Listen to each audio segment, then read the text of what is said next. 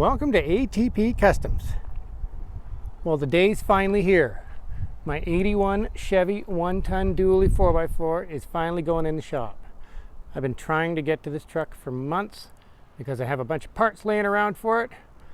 And here it is. We're finally squeezing in the shop. I shouldn't be doing that because the shop's pretty full, but I'm way behind schedule.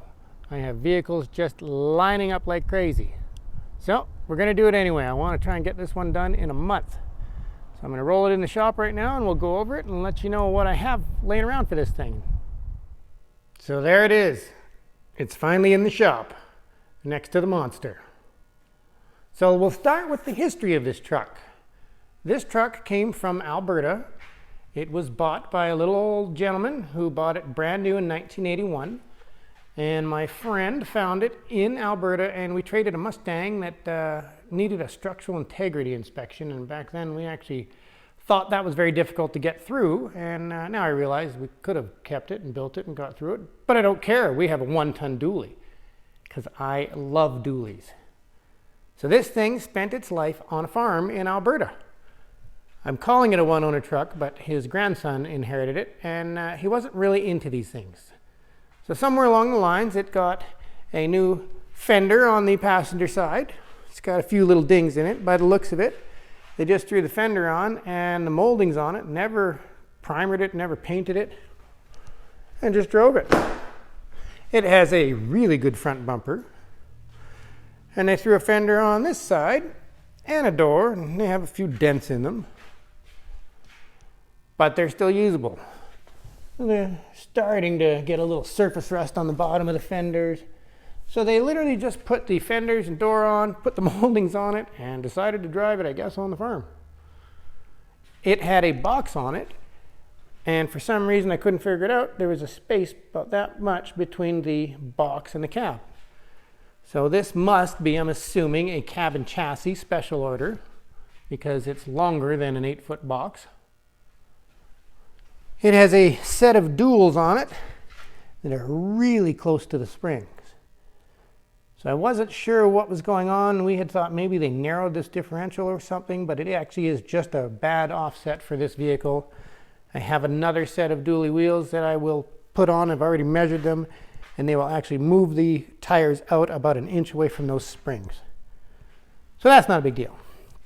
It's got a little tweak there. Looks like they pulled it at some point. Probably with a tractor. It needs a windshield. It needs a seat. I ripped the dash pad out because it was so cracked and horrendous and there was wasp nests, and thought I better just get rid of that. It actually has the cargo lamp switch over there. Huh. I do have a black seat, just the factory vinyl from another Chevy, but I don't know, I want something nice. Thankfully, I have a set of these dually spacers because as soon as I went to undo these, 3 of them actually snapped right off. So I have sprayed every bolt on this truck, all of the suspension bolts, all the wheel bolts, and it's been sitting for a month soaking. It has a 454 in it, 4-speed, 1-ton dually with a Dana 60 in the front.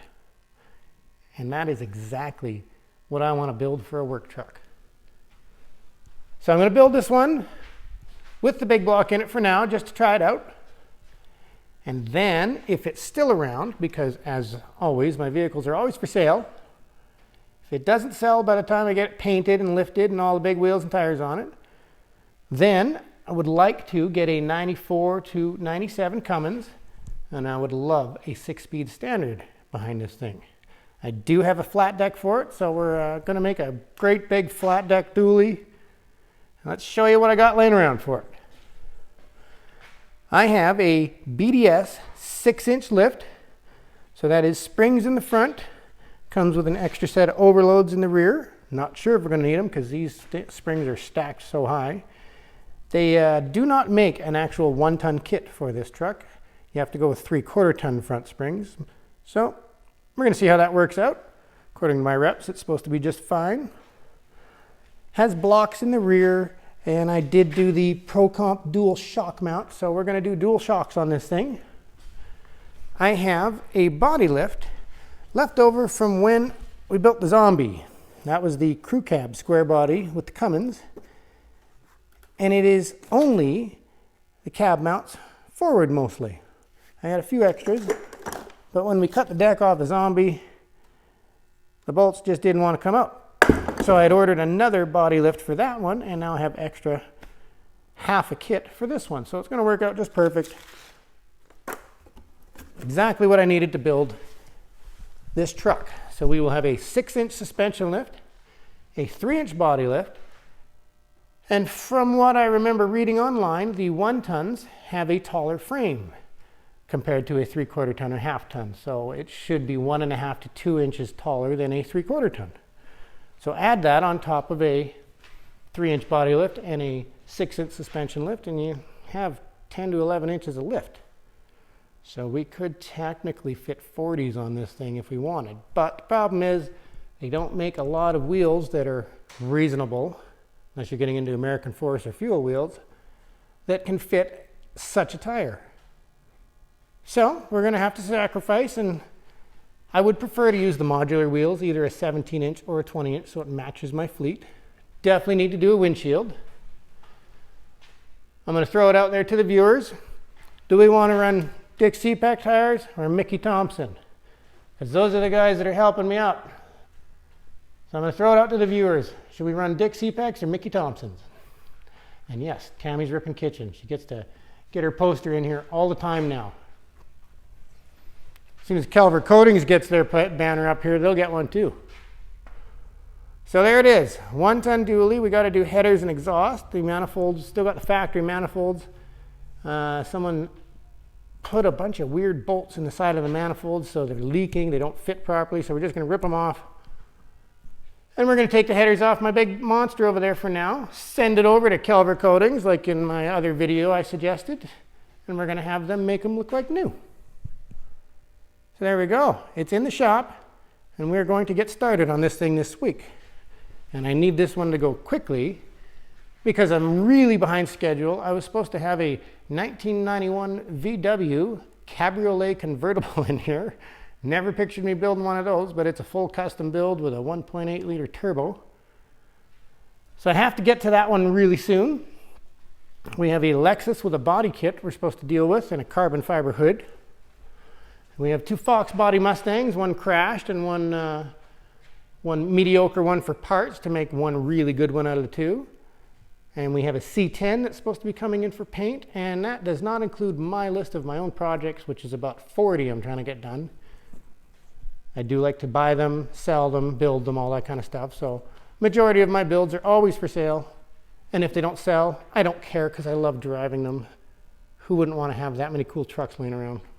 Or cars, or whatever. So there you go. You got to look at my 1-ton dually that I've been flapping my beak about. Finally got it in the shop, and we're going to go for it. We're going to go with a white, I believe, the same white we did on the Duramax, because I love that color so much. It's a Toyota color. The paint code is 070, and I love it because it has metallic, it has pearl, it's got kind of a blue metallic. It just pops like crazy. Going to do the factory moldings. So like on my Jimmy, just the 2-inch molding that runs along the bottom of the door. Probably stick with factory trim because I don't want to run big bushwhacker flares on here. I do want to stick with a stock build. I've been looking at Brothers Trucks. They make some heated mirrors. Kind of thought this would be cool to make my own Polar edition with heated mirrors and all the heated kits for the engine and make this thing awesome for winter. Maybe a big monster plow. Just want to make it a really kick-ass, usable work truck. And I don't mind having a big block. Would prefer a diesel in it, but that is a big expense. So that'll have to come later. So there you go.